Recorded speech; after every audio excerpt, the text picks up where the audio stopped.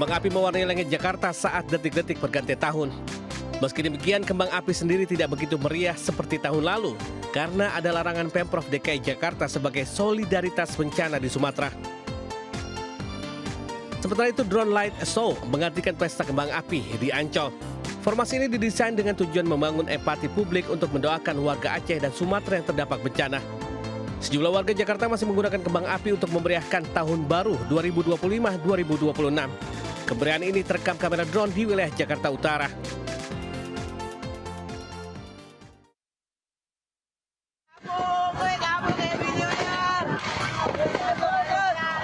Tawuran terjadi di flyover Klender, Jakarta Timur di malam pergantian tahun. Para remaja terlibat tawuran sambil tembakan kembang api dan petasan.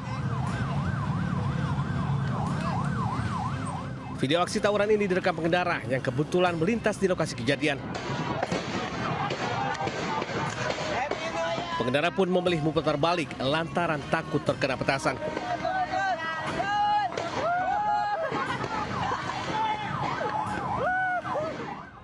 Itu ya.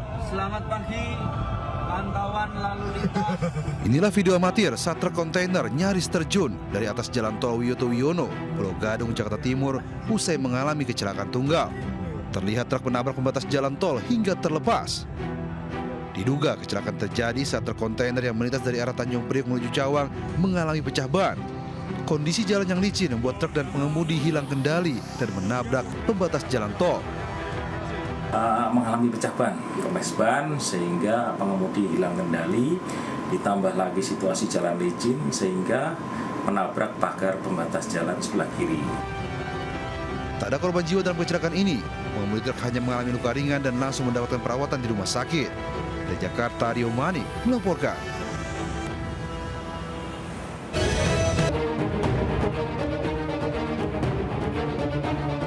Keputusan DJ Joni melaporkan kejadian yang dialaminya ke Polda Metro Jaya Rabu siang lantaran tindakan peneror yang melempar bom molotov membahayakan keselamatannya, keluarga, dan juga warga sekitar. DJ Doni melaporkan dugaan pelanggaran sejumlah pasal dalam Kitab Undang-Undang Hukum Pidana termasuk pasal terkait pembakaran dan ancaman.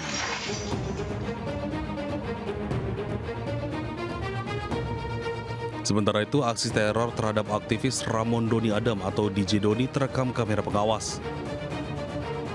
Dalam rekaman terlihat dua pria berboncengan menggunakan sepeda motor dan menaruh jaket yang diduga berisi bangkai ayam di depan rumah DJ Doni. Selain teror bangkai ayam, DJ Doni juga menerima ancaman lewat pesan tertulis. Buat yang ngirim bangkai ayam ke rumah gua, lo itu pengecut dan... Teror diduga dilakukan karena DJ Doni kerap bersuara terkait penanganan bencana banjir Sumatera oleh pemerintah dan mengkritik pengelolaan lingkungan yang diduga menjadi penyebab bencana. Dari Jakarta, Tim Liputan iNews melaporkan. Selama apa yang kita sampaikan itu benar. Diduga sering mengkritisi penanganan bencana Sumatera, influencer aktivis Shirley Anavita mendapat ancaman teror berupa lemparan telur hingga ancaman melalui pesan tertulis. Tidak hanya Shirley, manajer kampanye iklim energi Greenpeace Indonesia, Iqbal Damanik, juga diteror. Iqbal dikirimi bangkai ayam di teras rumahnya. Baru keluar dari tempat tinggal dan sering mendapati ini di Melalui akun media sosialnya, Shirley Anavita menceritakan ancaman teror berupa vandalisme di mobil pribadi, pelemparan telur busuk hingga kertas berisi tuduhan memanfaatkan isu bencana demi kepentingan pribadi. Menanggapi hal itu, Shirley menyatakan kritik yang disampaikannya merupakan bentuk kepedulian terhadap korban bencana. Tak hanya Shirley, manajer kampanye iklim energi Greenpeace Indonesia, Iqbal Damanik, juga diteror. Iqbal dikirimi bangkai ayam di teras rumahnya. Greenpeace Indonesia menduga kiriman ini sebagai teror terhadap kerja-kerjanya. Terlebih Iqbal Damanik belakangan kerap menayangkan unggahan tentang banjir Sumatera dan respon pemerintah dalam menangani bencana yang menelan korban lebih dari 1.000 jiwa. Greenpeace mengecam maraknya upaya teror terhadap masyarakat sipil. Menurut Greenpeace, kritik seharusnya menjadi masukan untuk perbaikan, bukan dianggap ancaman. Tim Liputan iNews melaporkan. Atalia Praratia menghadiri sidang gugatan cerai terhadap mantan Gubernur Jawa Barat Ridwan Kamil di Pengadilan Agama Bandung. Atalia menghadirkan 2 orang saksi, sementara Ridwan Kamil hanya diwakili oleh kuasa hukumnya.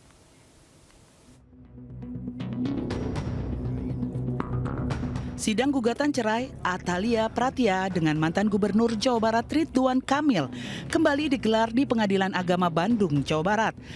Agenda sidang kedua adalah pembacaan tuntutan yang dilaksanakan secara tertutup. Pada sidang tersebut, Atalia menghadirkan 2 orang saksi, seorang asisten rumah tangga dan kakak kandungnya. Sedangkan Ridwan Kamil tidak hadir dan hanya diwakili kuasa hukumnya. Seluruh rangkaian sidang kedua meliputi pembacaan tuntutan, replik, duplik, serta keterangan para saksi. Sementara itu, saat dikonfirmasi mengenai adanya pihak ketiga yang menjadi penyebab perceraian, tim kuasa hukum Atalia menyangkal hal tersebut. Sementara itu, dalam persidangan kedua ini, sejumlah kerabat dan sahabat terlihat hadir memberikan dukungan moral kepada Atalia. Dari mulai pembacaan gugatan, kemudian juga jawaban gugatan, replik, duplik, termasuk juga tadi penyampaian oleh para saksi. Jadi yang tinggal proses berikutnya adalah kita menunggu simpulan dan juga nanti keputusan. Doakan saja lancar, kita inginnya sih semakin cepat semakin baik karena alhamdulillah kedua belah pihak kan sudah bersepakat ya. Jadi mohon doanya dari semuanya ya. Sidang lanjutan adalah tahap penyampaian kesimpulan sebelum majelis hakim menjatuhkan putusan. Pencuri menggasak isi rumah mewah dan sempat menghabiskan makanan serta minuman di sebuah rumah mewah di Surabaya, Jawa Timur. Sementara di kota Cimahi, Jawa Barat, asisten rumah tangga menggasak barang berharga milik majikannya sendiri.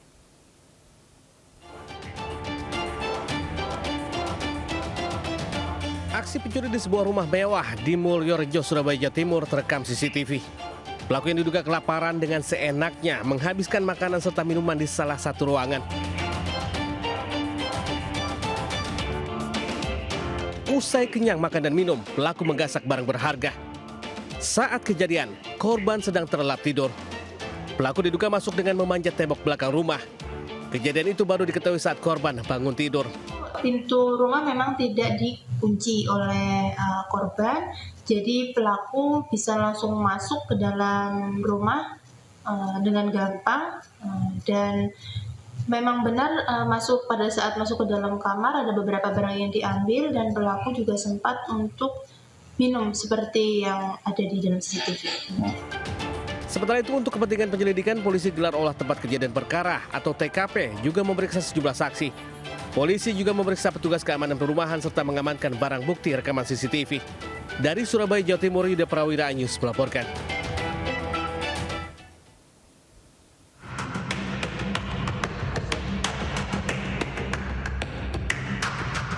Pasangan suami istri Jamaluddin dan Ipa tidak bisa berbuat banyak saat anggota Satreskrim Polres Cimahi menggerebek rumah kontrakan mereka yang berada di Jalan Karangmekar, Kota Cimahi, Jawa Barat. Pak Sutri ini dilaporkan oleh majikannya lantaran telah mencuri sejumlah barang berharga milik korban, di antaranya selimut, speaker, kamera CCTV, tape mobil, mesin jet pump, televisi, dan barang lainnya yang ditaksir mengalami kerugian 600 juta rupiah. Setelah dilakukan penyelidikan, pelaku bersama suaminya bersekongkol mencuri barang-barang milik majikannya.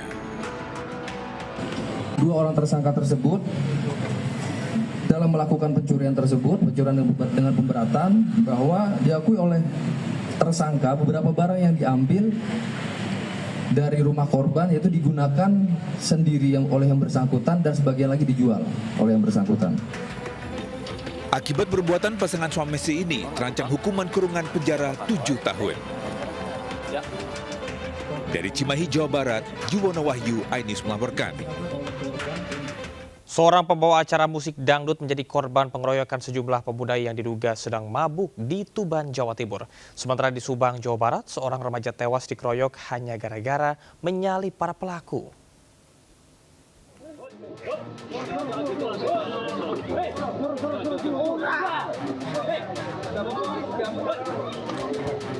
Seorang pembawa acara musik dangdut ini jadi korban penganiayaan di sebuah pesta pernikahan di Desa Jatimulyo, Kecamatan Pelumpang, Kabupaten Tuban, Jawa Timur. Akibat kejadian itu, korban Andi Dwi Sabto mengalami luka memar di wajah serta di beberapa bagian tubuh. Kejadian berawal saat korban berniat mengakhiri pertunjukan musik karena waktu telah menunjukkan pukul 11 malam. Keputusan tersebut diambil dari menjaga ketertiban dan kenyamanan lingkungan sekitar. Namun dua pemuda berinisial L dan H menghampiri korban, meminta agar musik dangdut tetap dilanjutkan. Kedua pemuda tersebut diduga melakukan pengeroyokan terhadap korban. Pihak korban pun telah melaporkan kasus ini ke polisi. Yang pemandu acara, karena waktu sudah menunjukkan pukul 11 malam, sehingga disudahi acara itu. Ada salah satu dari warga itu minta tambahan lagu lagi agar dilanjut. Nah, dari situlah kericuan itu muncul. Kasus ini dalam penanganan tim Mapolres Tuban. Dari Tuban, Jawa Timur, Pipit Wiwanto melaporkan.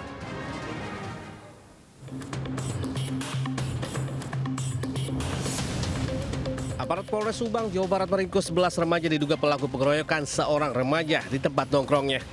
Mereka langsung digelandang ke kantor polisi guna pemeriksaan lanjutan.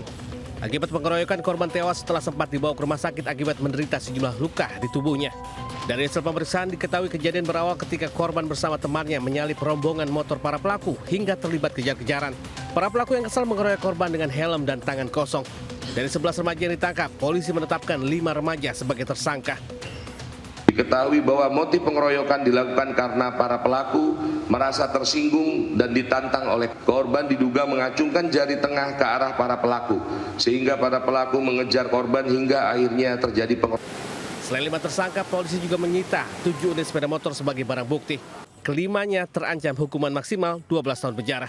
Dari Subang, Jawa Barat, Yudi Hermawan, Juanda News melaporkan.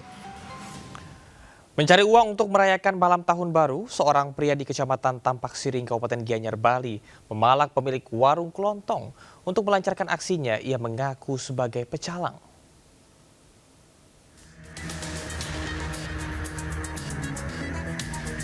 Seorang pria yang mengaku pecalang meminta sejumlah uang kepada pemilik warung kelontong terekam CCTV. Peristiwa ini terjadi di Desa Peja, Kecamatan Tampak Siring, Kabupaten Gianyar, Bali. Pelaku berdalih uang itu keperluan kegiatan pecalang adat setempat dalam menyambut perayaan malam tahun baru. Padahal uang itu untuk keperluan pribadinya sendiri. Ini mengaku sebagai seorang pecalang dan melakukan pungutan di salah satu warung kelontong yang ada di Banjar Intara. Dan saat ini tersangka sudah diamankan di Polsek Tampak Siring bersama barang bukti. Pihak kepolisian mengimbau masyarakat untuk selalu waspada terhadap segala bentuk penipuan dan tidak mudah percaya terhadap oknum yang mengatasnamakan organisasi atau keamanan adat saat meminta sumbangan. Dari Gianyar, Bali, Ketut Catur Kusumaningrat News melaporkan. Diduga terpeleset, penumpang terjatuh dari KMP Potrekoneng di Jembrana, Bali. Beruntung wanita tersebut diselamatkan oleh ABK.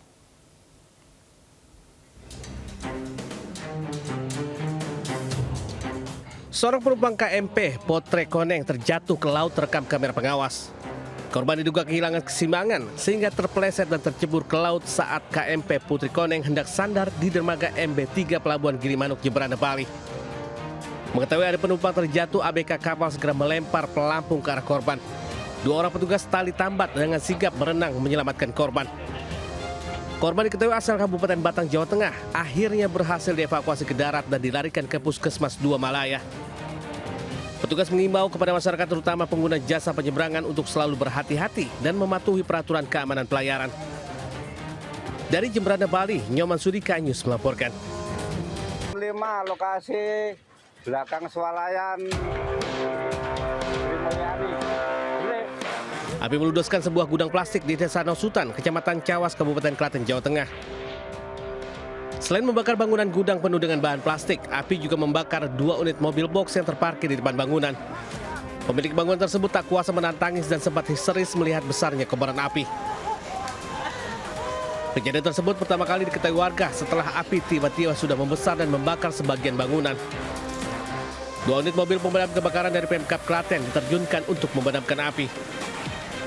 Saya kesini, api udah gede, udah nggak bisa nganu, ya udah, terus udah keluar semua, itu. Ini pabrik apa toh Pak? Pabrik. Gudang apa?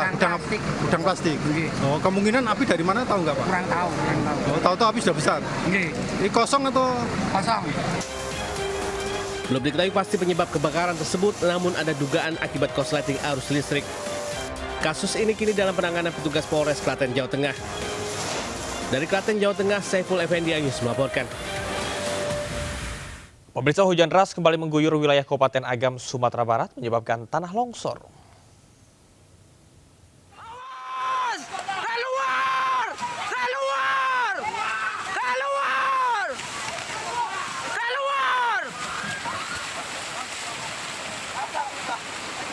Astagfirullahaladzim, ya Allah. Ada 3 korbannya, ya Allah. Longsor lagi, ya Allah. Jauh situ. Biar Pak Polisi yang tangan jauh nih. Inilah detik-detik tanah longsor yang menerjang sebuah rumah warga di Jorongungun Nagari Saleh Aya, Kecamatan Palembayan, Kabupaten Agam, Sumatera Barat. Hujan deras dengan intensitas tinggi memicu terjadinya longsor di 3 titik wilayah. Sementara di titik lain menimpa badan jalan dan mengganggu akses transportasi.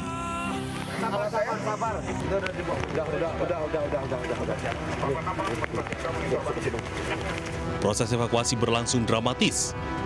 Petugas terpaksa menjebol tembok rumah karena kondisi korban terjepit. Alhamdulillah.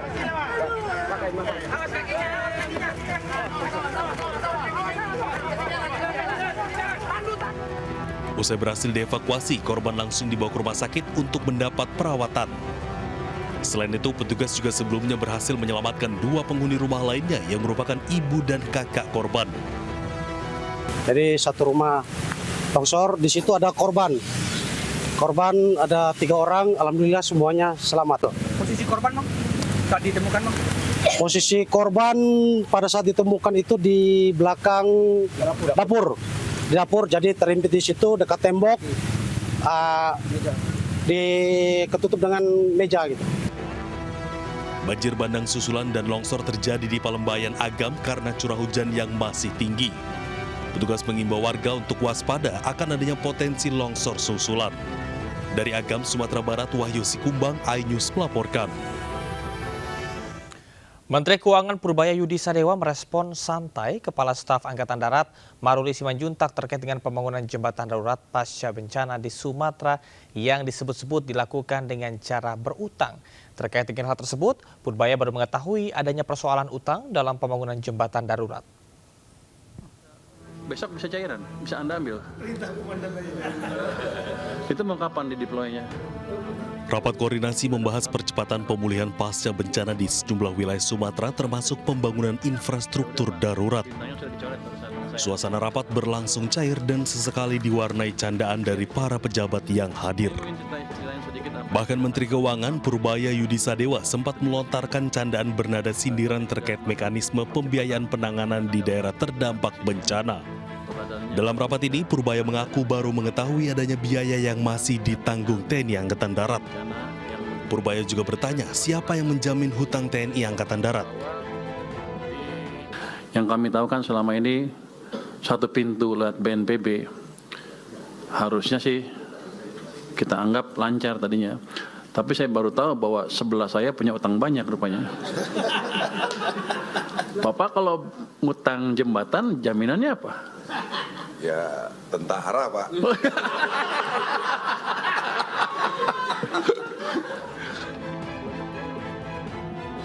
Candaan Purbaya langsung dijawab oleh Kepala Staf Angkatan Darat. Tak hanya itu, candaan Purbaya juga disambut tawa oleh seluruh peserta rapat di dalam ruangan. Tim Liputan iNews melaporkan. Seorang kepala desa di Kabupaten Lampung Timur Lampung diinjak gajah saat berusaha menghalau kawanan gajah liar. Meski sempat dilarikan ke rumah sakit, nyawanya tidak tertolong.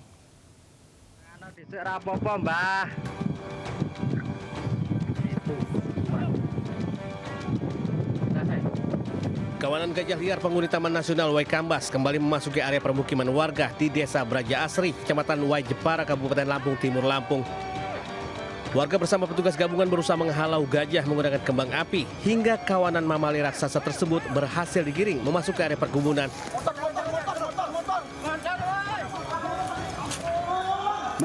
Namun naas gajah tiba-tiba berbalik menyerang hingga menginjak kepala desa setempat yang memimpin rombongan penghalauan. Korban sempat dilarikan ke rumah sakit terdekat dan mendapatkan perawatan medis. Namun lantaran luka yang dialaminya cukup parah, nyawa korban pun tak dapat tertolong. Biasanya itu karena hampir tiap malam keluar ya, itu biasanya malam itu bisa dikendalikan oleh masyarakat. dengan gotong royong masyarakat bisa digiring ke dalam Taman Nasional lagi. Tapi yang hari ini itu nggak mau, dia bertahan di pertanian. Konflik gajah versus warga di Kabupaten Lampung Timur bukan kali pertama terjadi. Masyarakat berharap pemerintah dan pihak terkait dapat segera mengambil tindakan agar peristiwa serupa tak kembali berulang. Dari Lampung Timur, Lampung, Tinus Ristanto Anyus melaporkan. Di saat orang-orang merayakan pergantian tahun dengan bersuka cita, sekelompok pemuda malah tawuran. Di Makassar, aksi tawuran bahkan memakan korban jiwa.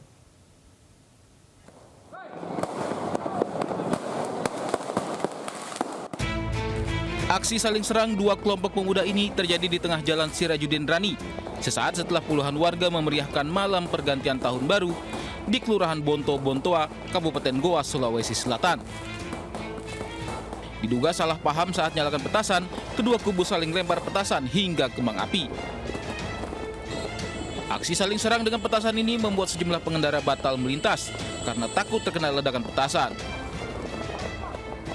Polisi yang menerima laporan warga langsung ke lokasi dan membubarkan kedua kubu yang terlibat saling serang. Pasca tawuran, polisi melakukan pengamanan di sekitar lokasi kejadian agar tawuran tidak lagi terulang. Dari Kabupaten Goa, Sulawesi Selatan, Bukma, iNews melaporkan.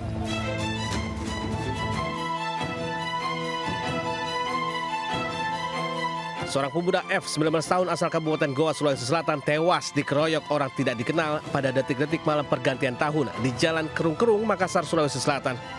Ia tewas dengan luka di sekujur tubuhnya. Peristiwa terjadi saat korban dan kerabatnya menyambangi sang kekasih yang sedang berjualan untuk merayakan malam pergantian tahun. Namun naas ribuan pesta kembang api itu berubah menjadi aksi tawuran.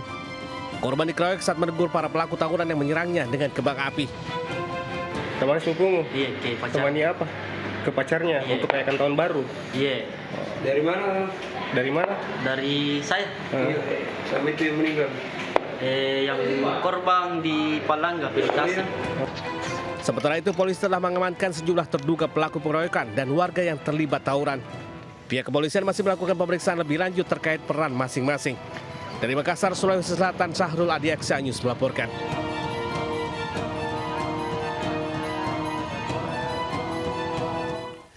Menyambut pergantian tahun, warga Bandung menikmati suasana berbeda. Tradisi, teknologi, dan kebersamaan berpadu dalam gelar Gumilar, sebuah perayaan budaya yang menghadirkan warna baru di malam tahun baru. Kawasan Braga, Kota Bandung di malam pergantian tahun terasa istimewa lewat gelar Gumilar Budaya Utama Cipta Karsa hasil kolaborasi Bustad dan Sun Life. Foto booth digital, cheer screen berbasis AI, hingga permainan interaktif di layar LED Braga, semuanya dinikmati bersama. Tak hanya soal hiburan, gelar Gumilar juga membawa pesan pentingnya perencanaan finansial demi masa depan yang lebih tenang dan terarah. Melalui kegiatan ini, kami ingin hadir bersama masyarakat Bandung karena kami percaya bahwa edukasi akan perlindungan keuangan harus hadir di tengah-tengah masyarakat. Di sini kami Prisma Group menghadirkan interaktif dari entertainment dengan media luar ruangnya sendiri. Jadi banyak banget kegiatan yang seperti bisa teman-teman bisa lihat saat ini di belakang ini. Jadi kita ada cheer screen, jadi bisa foto, tapi foto kita tampil di LED. Gelar Gumilar menjadi bukti bahwa perayaan tahun baru tak hanya tentang kemeriahan, tetapi juga tentang makna kebersamaan dan harapan baru. Bayi lahir bertepatan dengan pergantian tahun di Cirebon, Jawa Barat, dan bayi lahir melalui persalinan normal menjadi kado pernikahan pertama ibu dan ayahnya. Dan pemirsa, informasi ini sekaligus mengakhiri Lintas iNews siang hari ini. Saya Camar Henda pamit undur diri. Terima kasih dan sampai jumpa. Wassalamualaikum warahmatullahi wabarakatuh.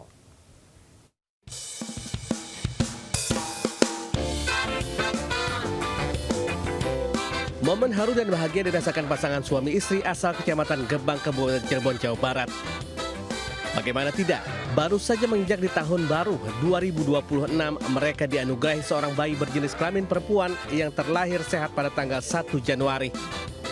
Kelahiran bayi juga bertepatan dengan hari ulang tahun pernikahan mereka yang pertama. Bayi lahir melalui proses persalinan normal dengan berat 2.925 gram dan panjang badan 48 cm. Saking bahagianya pasangan ini tak bisa berkata-kata lagi dengan dua kado spesial yang mereka terima. Alhamdulillah senang, kaget juga tuh. Nggak nyangka ya bisa pas hari pergantian tahun. Detik pertama juga ya. Detik pertama juga. Informasinya ini kado ulang tahun juga, kado nikah juga? Kado pernikahan 1 tahun. Sebelumnya, pasien ibu melahirkan datang sejak sore dan merasakan kontraksi ketika memasuki pukul 11 malam. Benar saja hanya berjarak sekitar 1 jam ia melahirkan bayinya di Rumah Sakit Pelabuhan Cirebon, Jawa Barat. Dari Cirebon, Jawa Barat, Mahardika News melaporkan.